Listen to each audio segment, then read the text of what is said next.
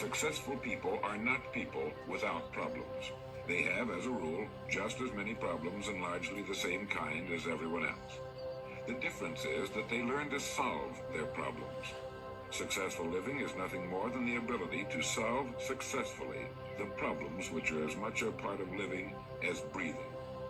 The degree of our success will be determined by the extent to which we can solve our problems. If you can tell me what you want, I can tell you how to get it. The problem with the great majority of individuals is not with their ability to achieve their goals in life, but rather with the failure to understand two factors vital to successful living. The first is to make the decision as to what it is we want enough to give it most of our attention until it's been achieved, and to clearly define it. And the second is to fully understand that we have the ability to achieve this goal, or we wouldn't want it in the first place. The next vital rule to successful living is to understand that our success is won or lost by our ability to serve others. We are interdependent, and it's just as impossible to succeed without serving others as it would be to live in our modern world without others serving us. Our rewards in life will and must always be in exact proportion to our service. It is the misunderstanding of this single law which, in my mind, is responsible for fully 90% of the frustration and discontent we see around us. Now, a lot of people don't like this law, if they're even aware of it, but not liking a law does nothing to change it. The basic laws of nature and economics are unchanging. If we're out of step with them, we are, as Thomas Huxley put it, checkmated, without haste, but without remorse. But to those who know and work with the laws, he said, they are paid with the overflowing sort of generosity with which the strong delight in strength. If a person doesn't like his income, all he has to do is take a good long look at his service.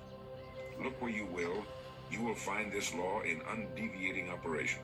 Our rewards will always be in exact proportion to our service. This is the law, then, that lies as the supporting structure of economics and personal well-being, so fix it in your mind. All attempts to sidestep or in any way avoid this law will result in frustration and failure. So this brings up the question, if what I want is more than I now have, how can I increase my service in order to earn it? Well, whom do we serve? We serve people. So let's take a moment to try to understand people. The more we understand them, the better we can serve them.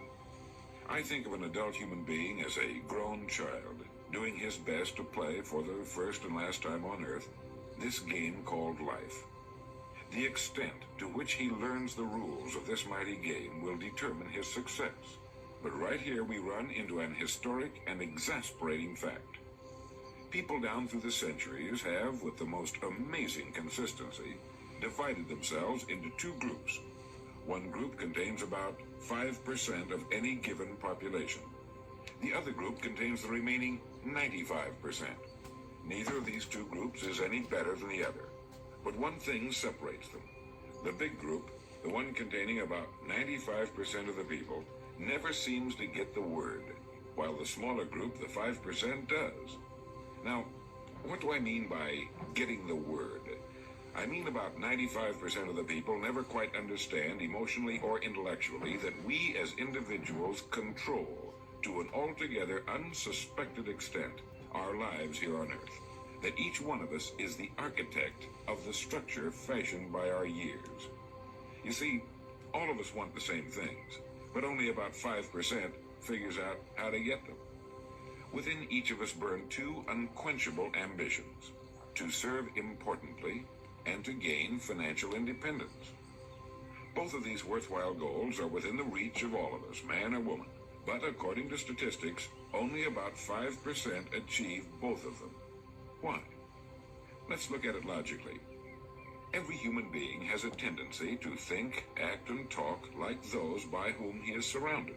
This is environment, and it exercises an enormous influence on our lives. We've already pointed out that 95% don't seem to get the word in life.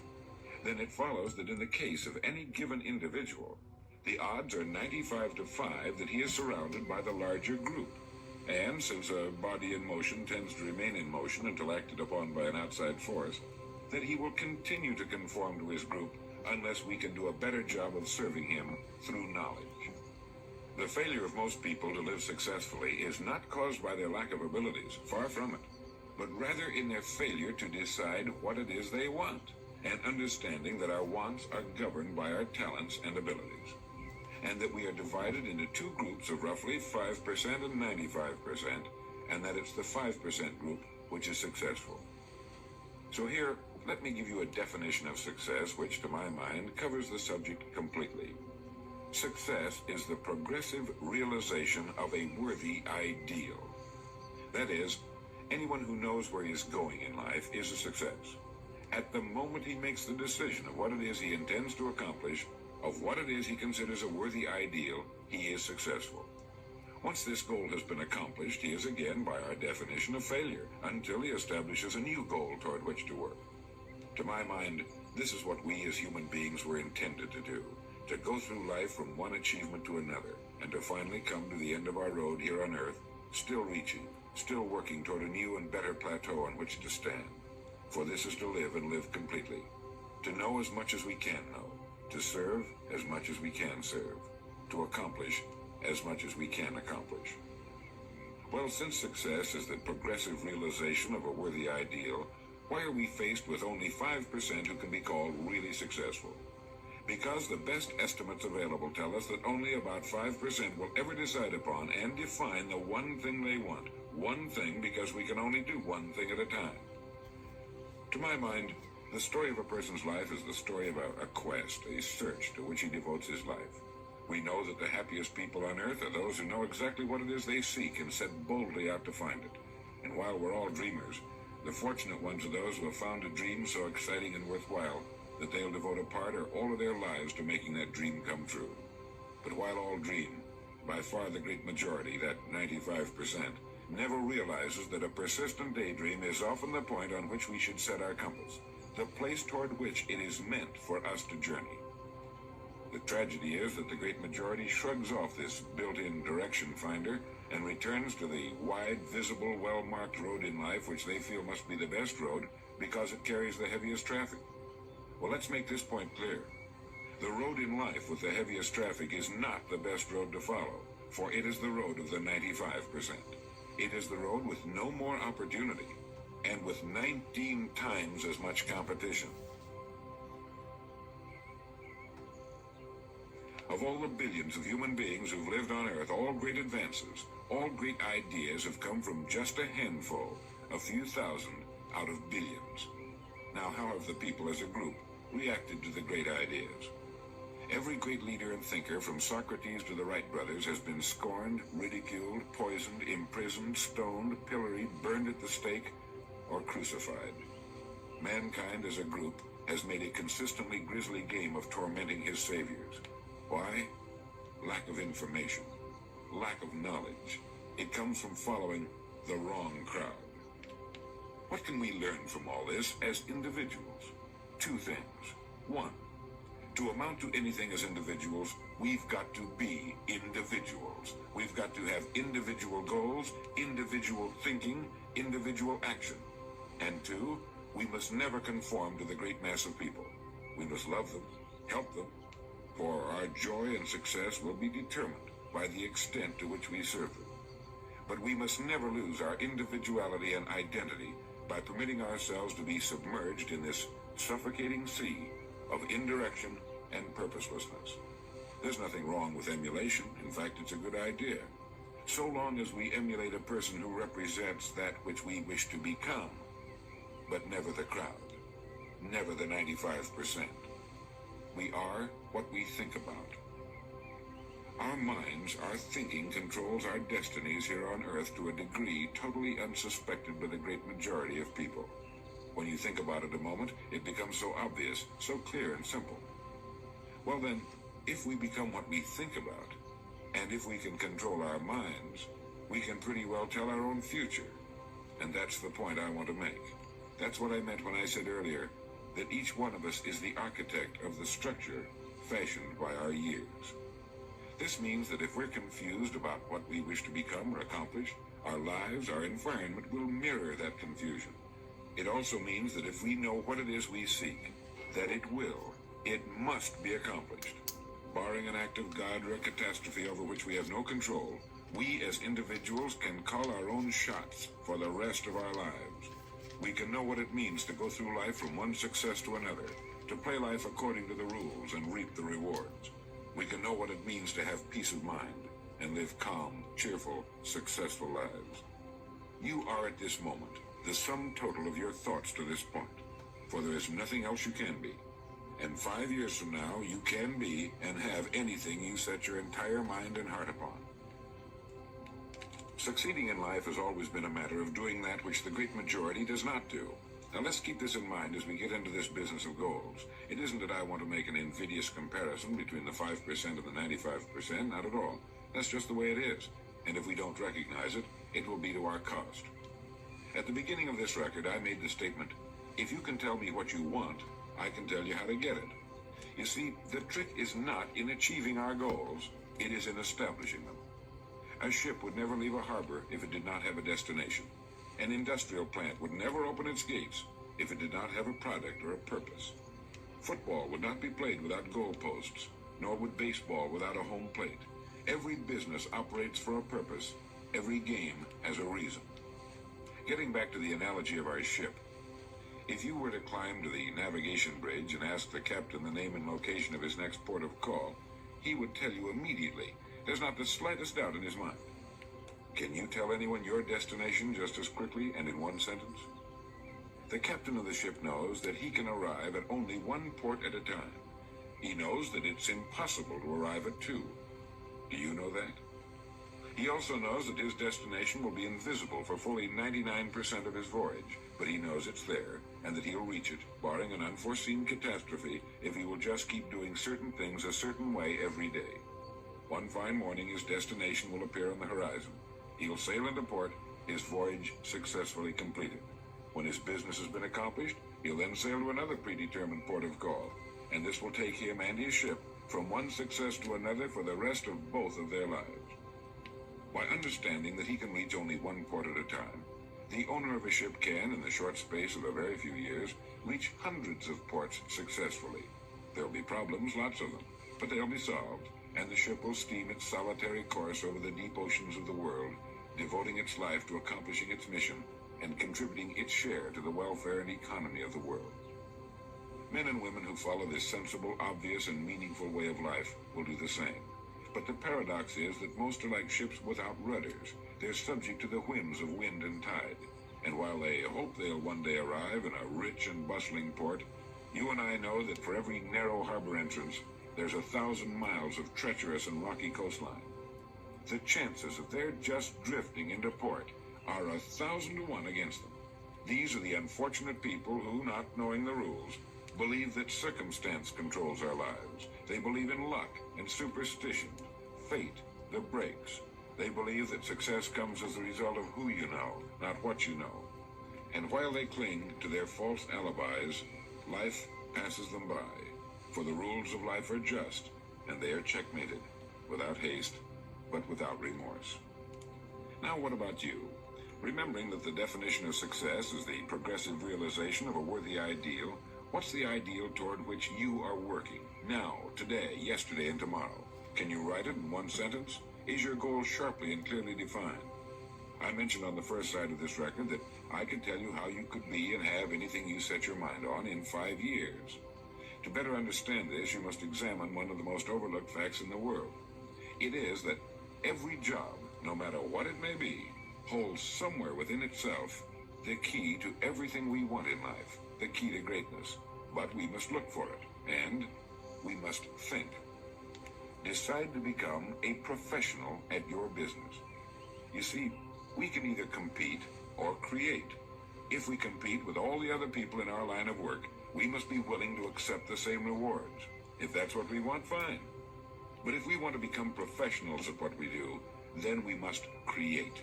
And when we begin to do this, there's no limit to that which we can achieve. We hear a lot these days about a word called security.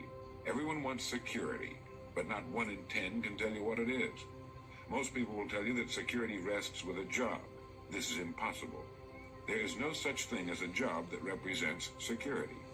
Anyone with a job can lose it for any one of 1,000 reasons at any time. There is only one place on earth you can find security, and if it isn't there, it isn't anywhere. It's inside of a person, never outside. If a man has security inside where it belongs, his wife and children can feel it when he sits down to eat with them, and they're warmed by it. If a man has security inside where it belongs, you can see it walking down the street, and you can feel it when he enters a room. That's security, and you can't take it away from him. You can take away his money, his home, everything but a wife who's willing to start over, and most of them are, and drop him anywhere in the country.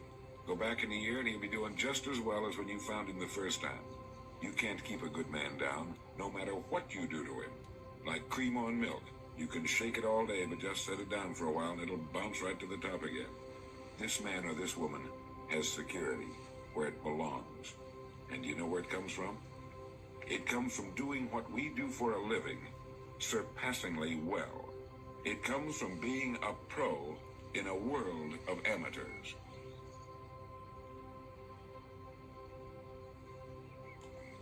Becoming a pro isn't difficult. It comes from knowing what to do with time. It comes from knowledge, planning, and working. First, knowledge. This means learning everything we can about what we sell. Learning everything we can about people, since that's who we sell, and learning everything we can about selling, since that's our profession. What we sell, who we sell, and how to sell. Those three subjects would fill a large library, but we can take things one at a time, and by devoting an hour a day to study, we can become outstanding professionals in 5 years or less. And it's the professionals in this business who can write their own tickets, good times or bad. They can live where they choose, and being professionals, work when they choose. Second, planning. This means writing down the specific goal we're now working toward. It means writing in detail about the first port of call we want to reach, realizing that we can only reach one at a time. It means selecting the income we feel will represent financial independence to us. Once this has been selected, we know exactly what we must do in order to reach it. As soon as our first goal has been reached, we can set a new one. The person who does this is the person people call lucky. Good things just seem to happen to him. The so-called breaks start coming his way. But it's a result of planning and working positively that attracts the good things to us. I can't emphasize too much the importance of describing your goal in detail. If it's a beautiful new home, get the actual plans, or at least an elevation drawing of the home, and carry it with you so that you can look at it regularly. If it's a certain amount of money, write down the specific amount for the coming year to the penny, and then work your plan. Whatever your goal may be, write it down in detail. Then you're like this ship. You're on course, and you'll reach more successful ports in a few years than most men do in a lifetime. And third, working. Working more than the average, if we're going to achieve more than average results, is necessary, of course. But with proper planning and with knowledge, it seems easy. Moreover, to work, we need energy, and energy is inextricably linked to desire. Unless we have a desire to do a certain thing, we find ourselves without the energy. But you will never find desire without energy.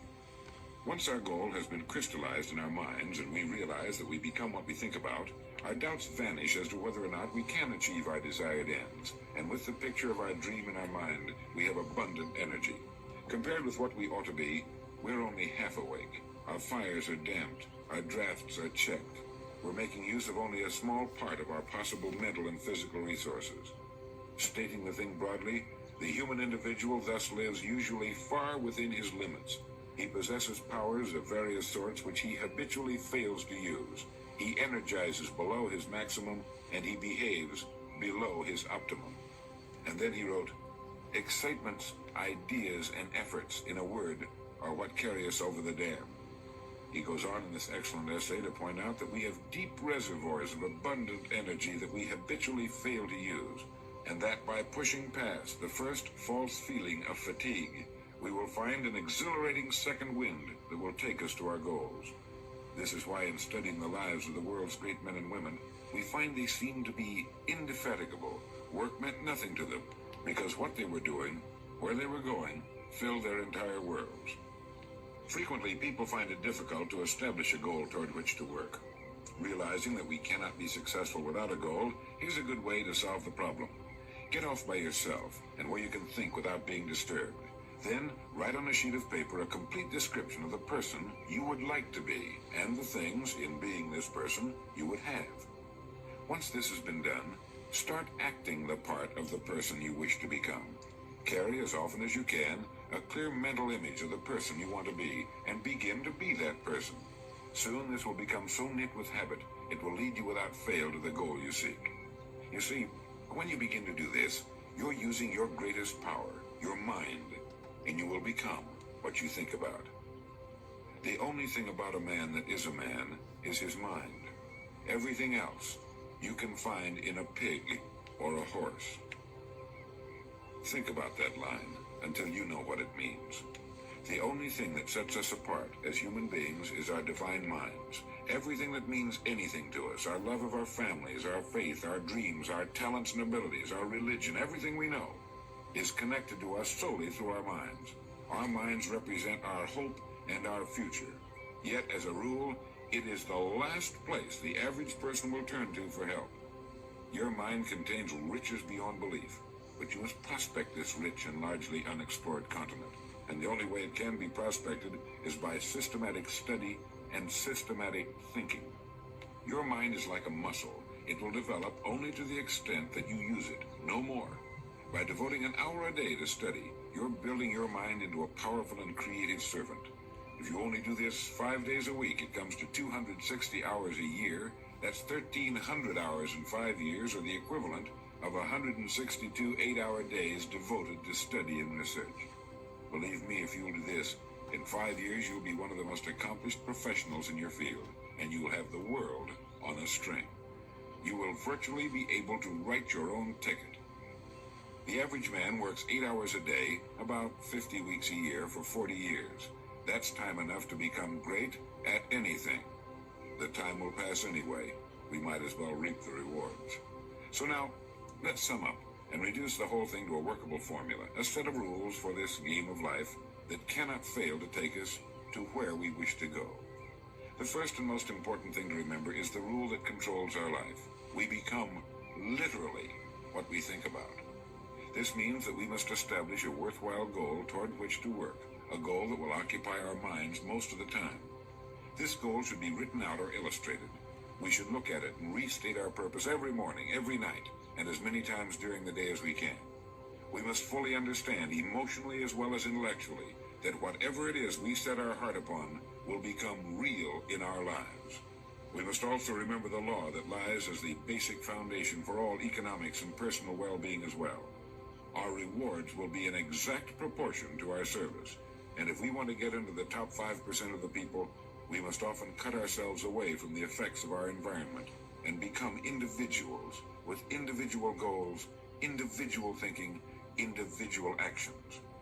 We must realize that our daily work contains more opportunities than we could develop in a lifetime, and that our job contains within itself the key to greatness, the road to everything we could possibly want in life for ourselves and our families.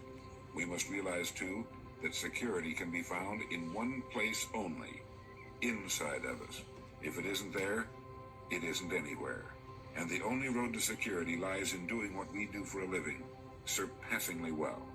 And lastly, that we must become professionals at what we do, and that becoming a pro involves knowledge, planning, and working. Knowledge of what we sell, who we sell, and selling. Planning by establishing the goal, which automatically establishes our work pattern. The great salesman is like the great golfer. It looks easy the way he does it, because it is easy the way he does it. But it took time, dedication, and work in its accomplishment. Is it worth it? You bet it is. P.G. Herman once wrote, "Let's be different. A strong life is like that of a ship of war, which has its own place in the fleet and can share in its strength and discipline, but can also go forth alone to the solitude of the infinite sea. We ought to belong to society, to have our place in it, and yet be capable of a complete individual existence outside of it. And remember the strangest secret, will you? You are now, and you will become, what you think about."